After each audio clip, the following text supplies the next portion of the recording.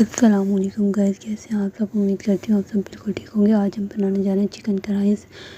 बिल्कुल इजी तरीके से 50 मिनट में रेडी। और सबसे पहले आपने चिकन को अच्छी तरह से धो लेना। उसमें देगची में पानी डाल के चिकन डाल देना। फिर उसके अंदर प्याज काट के, टमाटर, मिर्च, नमक डाल देना। फिर उसे रख देना। 15 से 20 मिनट बाद चेक करना है तो पानी थोड़ा सूख जाएगा। के बाद आपने फिर चेक करना है 5 मिनट बाद। पानी बिल्कुल कम होगा तो उसमें थोड़ा सा कढ़ाई मसाला डाल दें।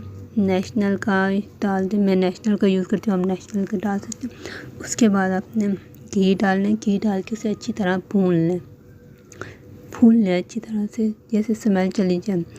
और अदरक का, लहसुन का पाउडर भी डाल सकते हैं। अगर नहीं है तो पीसा हुआ पहले ही डाल सकते हैं आप, जब तो भी चल जाता है। मैं वैसे